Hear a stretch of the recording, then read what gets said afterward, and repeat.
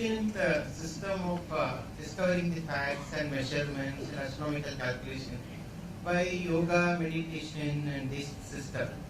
Is it possible to reinvent and get back those things? And is there any systematic work being done somewhere?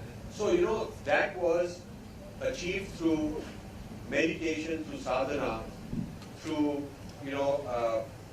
many generations of a certain system of learning. And unfortunately, today we have a lot of these modern gurus who are more like multinational, more like market share, brand management. I mean, that sort of thing has happened. So, what these kind of are very advanced R&D of the inner laboratory, inner adhyatmic laboratory. What in my book I call it Adhyatma Vidya, Adhyatma, the inner science. That's what I call it in this book, Being Different. So if you read that, I'm describing what are some of these methods and processes that have been used. Now to reignite that today, to get people actually interested in large numbers is going to take some effort because there is no quick reward. And today is a system of, I do something and very quickly I better get some value out of it. So the speed with which people want and the selfishness with which they want and not thinking long term and not thinking beyond themselves, this is the problem. Whereas the Rishi was not worrying about these kind of things. He could spend his whole life on something and get a huge insight and then teach others about it for the joy of it. You see? So what makes you have Anand, the state of Anand, derives how you will live your life. And I just tell you for myself, you can't change other people, you can change yourself. I was a very successful businessman, I was a very successful corporate guy, very successful management consultant, had my own companies, but I had a huge experience which I can't replicate in other people. I'm very lucky.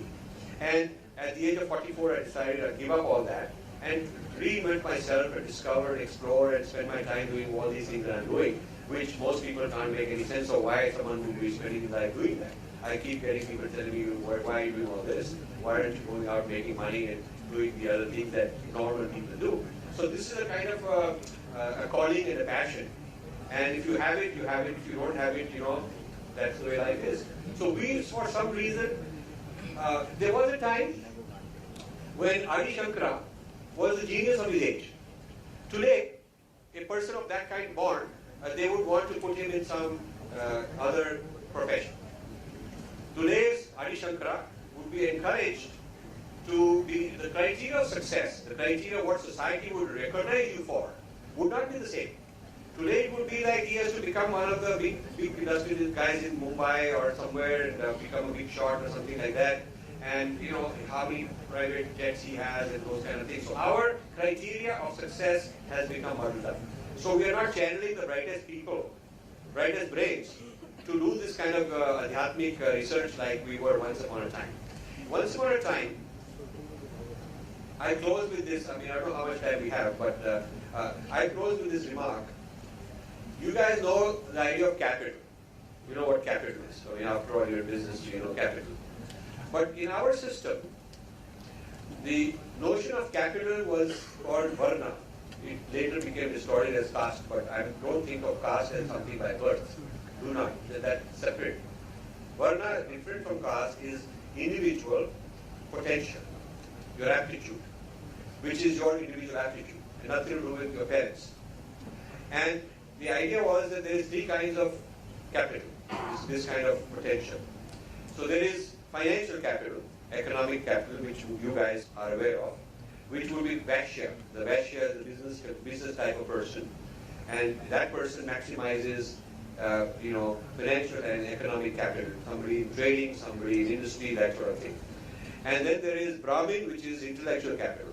Intellectual capital is the guy doing what you just said, the R&D guy, thinker, educator, mathematics, astronomy, philosophy. It's not religion only. The guy could be a medical, making breakthroughs in medicine or in astronomy or coming up with new breakthroughs in physics or something, scientist. That's also part of that kind of intellectual property.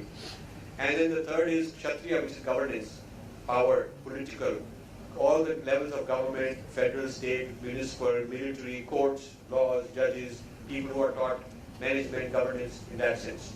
So the skills of these three were very important. And there are shastras written on what is the dharma for a Kshatriya, which is different than dharma for a Vaishya, which is different than dharma for a Brahmin. Today they are mixed up. When they tell you that you should be a sannyasi, that is not necessarily what a Kshatriya is supposed to be. That is a Brahmin's dharma. So we are all mixed up on, we have not kept this idea of Varna as a system of capital.